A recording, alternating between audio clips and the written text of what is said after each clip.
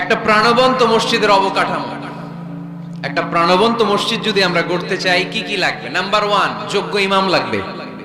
কি লাগবে? ইমাম। অনেক বড় দায়িত্ব। সমাজে কি চলছে, কি ক্রাইসিস, এই ক্রাইসিস, এই সংকট থেকে উত্তরণের উপায় কি? ইমাম খতিব যদি আমাদেরকে এটা অ্যাড্রেসই করতে না পারে, ওই ইমাম দিয়ে আমরা কি করব? কথা কানাকে আমি নামাজ পড়াইতে পারি না, ক্যামেরাম্যান পারে না, সভাপতি সাহেব পারে না, তো ইমাম লাগবে কেন আমাদের? আমরাই তো আমগো নামাজ পড়তে পারি। ইমাম মানে তো নেতা। He lead the way, he lead the way. নেতা কারে বলে? Who knows the way, who goes the way, who shows the way, he is the leader. ঠিক কি না? নেতা কারে কয়? Who knows the way, who goes the way, who shows the way. যে পথ চিনে, যে পথে যেতে পারে, অন্যরে নিয়ে আগাইতে পারে, সে নেতা।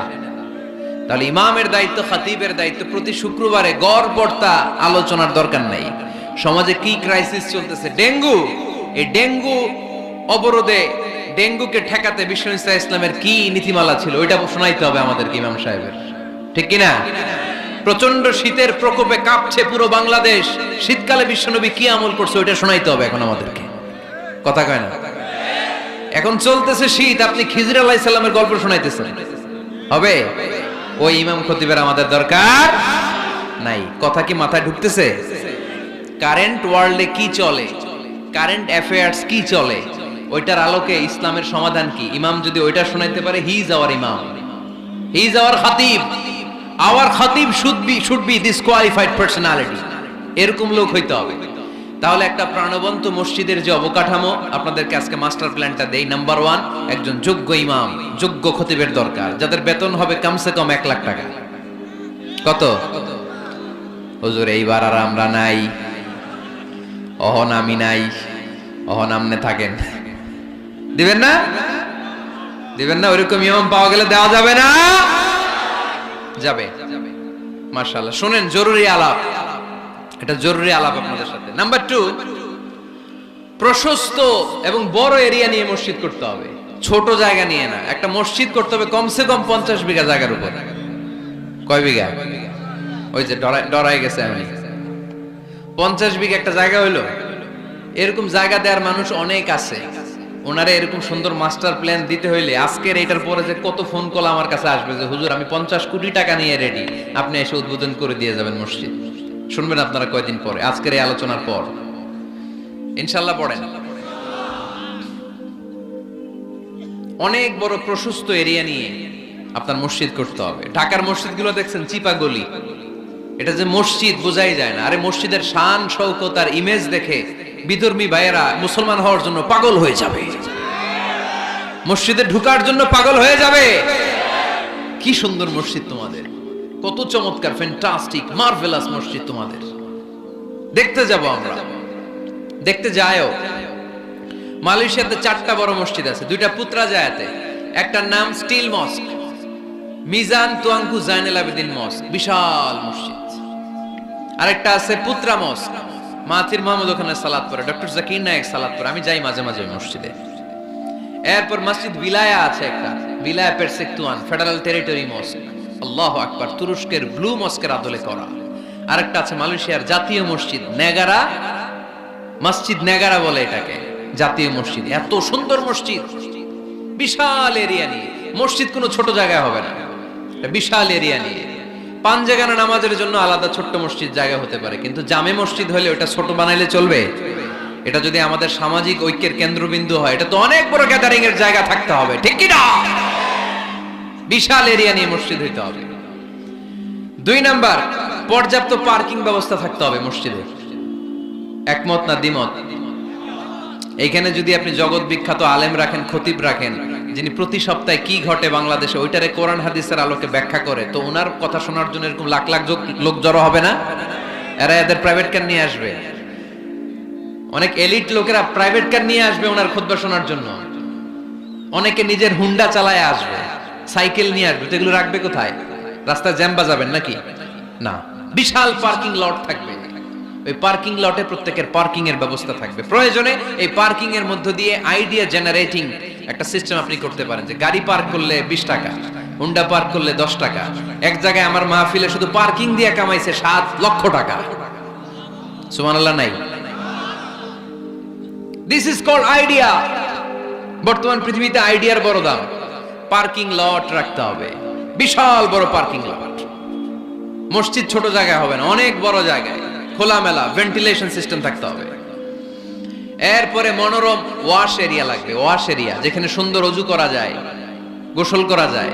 আমাদের বাংলাদেশের মসজিদের টয়লেটে ঢোকা যায়, দুর্গন্ধ কারে কয়? বদনার মধ্যে হাত দেওয়া যায় না, টিস্যু নাই। আমাদের মসজিদগুলোর টয়লেটের দিকে খেয়াল করছেন? কেন হিন্দুরা মুসলমান হবে? কেন কেন আসবে? এই দুর্গন্ধের জায়গায় আসবে কেন? আমি তো যেতে পারি না বাংলাদেশের কোন মসজিদের টয়লেট, আমি ঢুকতে পারি না, তো বদনাটা ধরা যায় না। তেলা পোকা, মাকড়সার বাসা, টিকটিকি কান্দের উপর এসে পড়ে, আছে না নাই? 6 মাসও পরিষ্কার করে না একবার। আপনি মালয়েশিয়ার মসজিদগুলো যদি দেখেন, মসজিদে টয়লেটে ঢুকলে আপনার ঘুম চলে আসবে, 5 স্টার হোটেলের মতো। এত সুন্দর লুকিং গ্লাস, এত সুন্দর wash area, liquid soup, towel. অজু করে মসজিদে ঢুকলেই পরানটা জুড়ায় যায়। তাহলে সুন্দর ওয়াশ এরিয়া লাগবে, কি বলেন? লাগবে না? লাগবে। এরপরে মসজিদের বাইরে ফুলের বাগান লাগবে। কি লাগবে? ইকো ফ্রেন্ডলি মস্ক বলে এটাকে, ইকো ফ্রেন্ডলি, পরিবেশ বান্ধব মসজিদ। মুসল্লিরা যখন ঢুকবে ফুলের গন্ধের সৌরভে এমনি তো মন মাতোয়ারা। সুবহানাল্লাহ কইতে বলেন না? আপনাদের কথাগুলো বুঝতে কষ্ট হচ্ছে মনে হয় না? বুঝতেছেন সবাই? ফুলের বাগান লাগবে মসজিদের চারদিকে, ফুলের বাগান, পাতাবাহার, ফুলের গাছ, সুগন্ধে মসজিদ থাকবে আমোদ। এরপরে মসজিদে বিশুদ্ধ পানি খাওয়ার ব্যবস্থা থাকতে হবে, ফর ফ্রি। ফিল্টার দিয়ে বিভিন্ন জায়গায় পানির ব্যবস্থা। আল্লাহর বান্দারা নামাজ পড়তে আসে, পানি খাওয়ার জায়গাটাও নাই। এরকম মসজিদে আছে না নাই?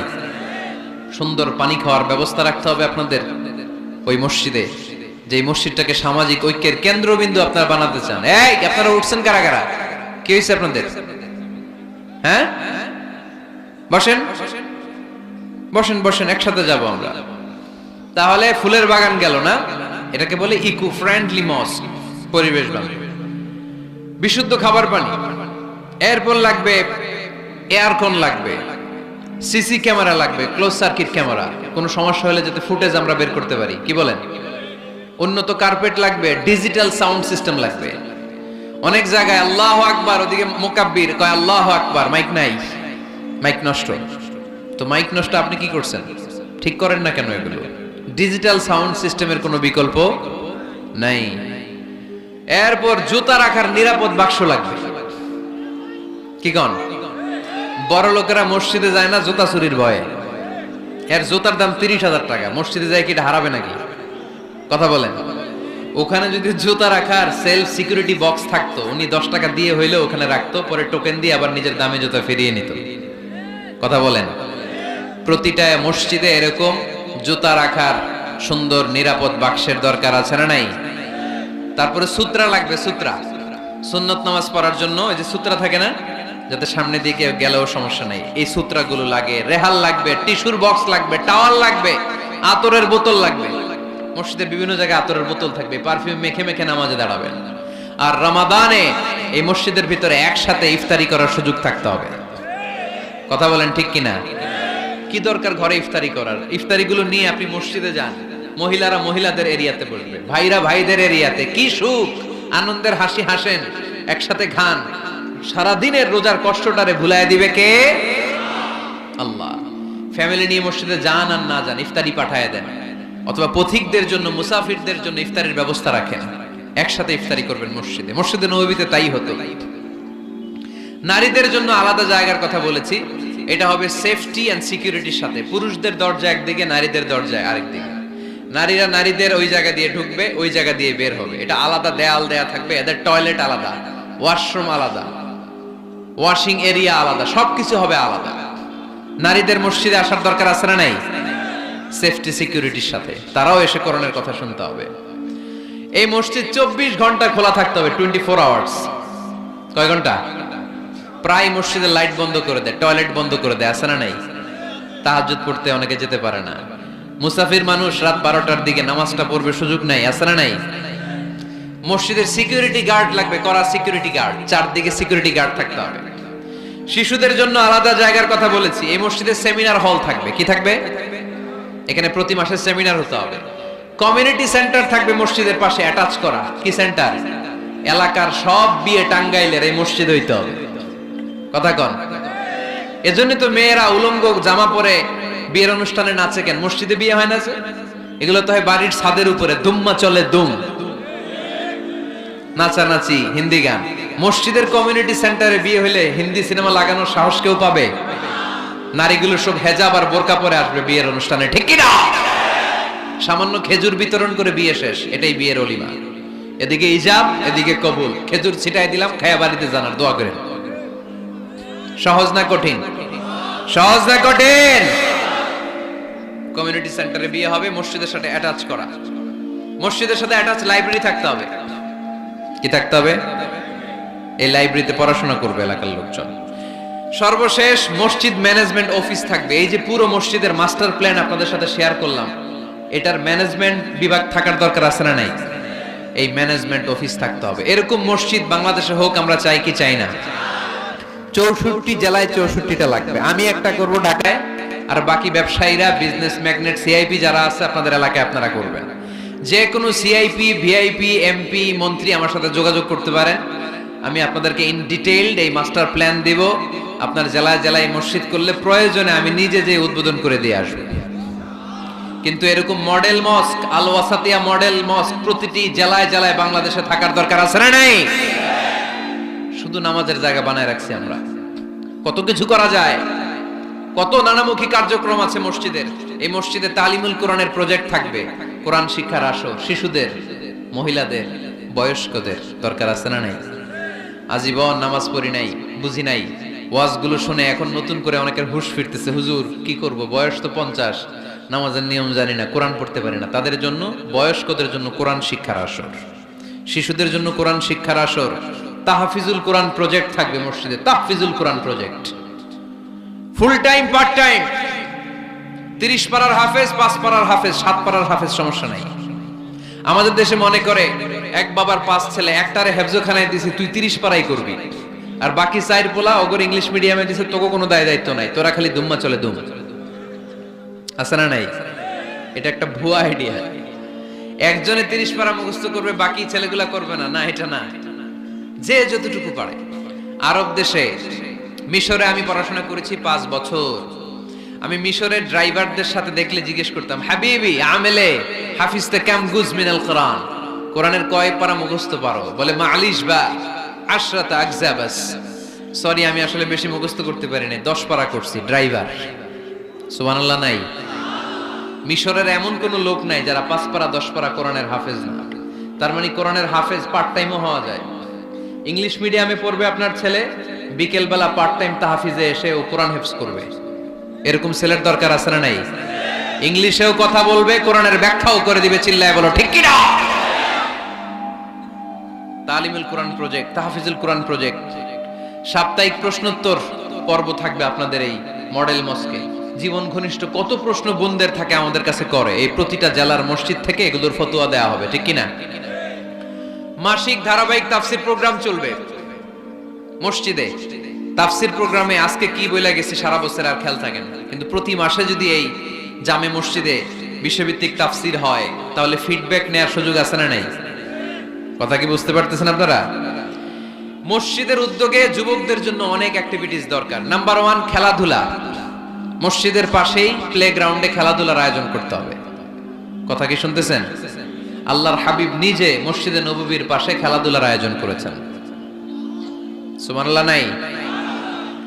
সহিহ বুখারীর হাদিস, ঈদের দিন মসজিদে নববীর পাশে বনু আরফিদা গোত্রের লোকেরা তীর তীর দিয়ে খেলা শুরু করলো। বিশ্বনবী দেখতে আরম্ভ করলো। আম্মাজান আয়েশা বায়না ধরলেন, আমিও দেখবো। বিষ্ণু ইসা ইসলাম আম্মাজানকে কাঁধে তুলে পর্দা সরাইয়া দেখাইতে লাগলেন। আর খেলা দেখতে দেখতে বিষ্ণু ইসা ইসলাম নিজেই আনন্দিত হয়ে গেলেন। আমরা অনেক সময় হয় না, গোল দেওয়ার আগে আমরাই নড়ে চড়ে উঠি, এইভাবে গোল করে উঠি, এইভাবে গোল গোল গোল গোল গোল গোল, লাফায় না এরকম? আল্লাহ রাসূল সাল্লাল্লাহু আলাইহি সাল্লাম খেলা দেখতে দেখতে নিজেই উত্তেজিত হয়ে গেলেন এবং যারা খেলছিল তাদেরকে বললেন, এই বানি আরফিদা, এইভাবে এইভাবে মারো, তীর এইভাবে ধরো। সুবহানাল্লাহ পড়েন। তো মসজিদের পাশে যদি খেলার ব্যবস্থা থাকে, বিকেল বেলা খেলার পরে ওরা কি মসজিদে ঢুকবে না? অ্যাক্টিভিটিস নাই, এজন্য খেলার পরে চলে যায়, দুম্মা চলে দুম, মসজিদের সাথে সম্পর্ক নাই। যুবকদের জন্য 2 নাম্বার প্রজেক্ট, মসজিদ থেকে শিক্ষা সফর হবে, স্টাডি ট্যুর। কি হবে? কুল সিরু ফিল আরদ ফানজুরু কাইফা কানা আকিবাতুল মুকাদ্দিবিন। এই মসজিদের উদ্যোগে আপনাদের এই টাঙ্গাইলের ভাওয়াল এলাকা আছে না, কি সুন্দর সুন্দর কত কিছু দেখার সুযোগ আছে, ওখানে যাবেন, কক্সবাজার নিয়ে যাবেন। এটা মসজিদের উদ্যোগে প্রজেক্ট নিতে হবে। Number 3, leadership campaign. কি করে নেতৃত্ব তৈরি করতে হয়। আজকের শিশু আগামী দিনের ভবিষ্যৎ, আজকের যুবকরাই আগামীর বাংলাদেশ, ঠিক কিনা? কি করে লিডারশিপ কোয়ালিটি গ্রো করতে হয় এই ক্যাম্পেইনে শেখানো হবে। সর্বশেষ যুবকদের জন্য যে ইভেন্ট থাকবে এই মসজিদে, ইতিকাফ ইভেন্ট। কি ইভেন্ট? আপনাদের এলাকায় যুবকরা ইতিকাফে বসে? কারা বসে? মুরব্বীরা। তাও অনেক জায়গায় মুরব্বীও খুঁজে পাওয়া যায় না, তো ওনারা টাকা দিয়ে ভাড়া কইরা ইতিকাফে আনতে হয়। নাউজুবিল্লাহ পড়বেন না? ইতিকাফের মতো এত বড় গুরুত্বপূর্ণ ইভেন্ট এটা মুরব্বীরা করে, তাও টাকা দিয়ে ভাড়া করে আনতে হয়। আল্লাহু আকবার। মালয়েশিয়াতে সব যুবকরা ইতিকাফ করে, মিশরে সব যুবকরা ইতিকাফ করে। আরে ইতিকাফ মুরব্বীদের ইভেন্ট নয়, এটা তাগড়া জোয়ান যুবক ছেলেদের ইভেন্ট। চিল্লায় বলো ঠিক কি না? ওইরকম অ্যাক্টিভিটিস মসজিদে থাকলে ইয়াংরা ঢলে ঢলে ইতিকাফ করবে। আসতে হবে ইয়াংদেরকে এখানে। মুরব্বীদের মাজায় ব্যথা, কাশি দিলে বুকে ব্যথা, ডায়াবেটিস, আলসার, ওনারা কিসের ইতিকাফ করবে? এরা তো ঘরে বসে নামাজ যদ্দুর পড়তে পারে, এটাতেই ডবল সওয়াব, ঠিক কি না? ইতিকাফ মুরব্বীদের ইবাদত নয়, ইতিকাফ যুবকদের ইবাদত। আমরা এই অ্যাক্টিভিটিস মসজিদে দিতে পারি নাই, ফলে যুবকরা আসে না। যাকাত দেয়া, কুরবানির গোশত বিতরণ, জরুরি ত্রাণ তহবিল, মেডিকেল ক্যাম্প, বিবাহ প্রকল্প, যারা মেয়েদেরকে বিয়ে দিতে পারে না, পথ শিশু প্রকল্প, খাদ্য প্রকল্প, এগুলো থাকবে মসজিদে। এই মসজিদ কেন্দ্রিক প্রতিযোগিতা হবে, সিরাত কম্পিটিশন, নাশিদ কম্পিটিশন, কবিতা আবৃত্তির কম্পিটিশন। করা যাবে না? মসজিদে নববীতে বিষ্ণু ইসলাম হাসান বিন সাবেত নামে এক কবি সাহাবীর জন্য আলাদা একটা মিম্বার করে দিয়েছিলেন। আজও এই মিম্বারটা আছে, এটা হাসান বিন সাবেতের মিম্বার। নবী বসতেন ওই মিম্বারে, হাসান বিন সাবেত এই মিম্বারে। তিনি বিশ্বনবীর পক্ষে কবিতা গেয়ে গেয়ে সাহাবীদেরকে উদ্বুদ্ধ করতেন। কবিতার প্রতিযোগিতা করতে হবে মসজিদে, নাশিদ কম্পিটিশন করতে হবে, কেরাত কম্পিটিশন, সিরাত কম্পিটিশন। আমাদের ছোট্ট সোনামণিরা আমার প্রিয় নবীকে চিনে না, ওদেরকে প্রিয় নবীকে চিনতে দেয়া হয় না। তারা এই সিরাত কম্পিটিশনে আমার নবীকে জেনে জেনে নবীর নামে প্রতিযোগিতা করবে। আওয়াজ করে বলেন ঠিক কিনা? এই মসজিদের আন্ডারে একটা প্রকাশনা সেন্টার থাকতে হবে, সব ধরনের বইপত্র এই মসজিদ থেকে বেরোবে। বাৎসরিক মাহফিল হবে, সম্মেলন। আর এই মসজিদকে ঘিরে ইসলামিক ক্যাডেট মাদ্রাসা তৈরি হবে। এই যে মাস্টার প্ল্যান আর অ্যাক্টিভিটিস আপনাদেরকে বললাম, এগুলো হচ্ছে একটা প্রাণবন্ত মসজিদের অবকাঠামো। এরকম মসজিদ যদি হয়, আমাদের শিশুরা, আমাদের যুবকরা কি মসজিদে যাবে না? আমি এরকম মসজিদ করে বাংলাদেশকে দেখায় দিব ইনশাআল্লাহ। আর যারা করতে চান আমার সাথে যোগাযোগ করবেন, আমরা যেন মসজিদ আবাদকারী হতে পারে। আল্লাহ তুমি তৌফিক দান করো।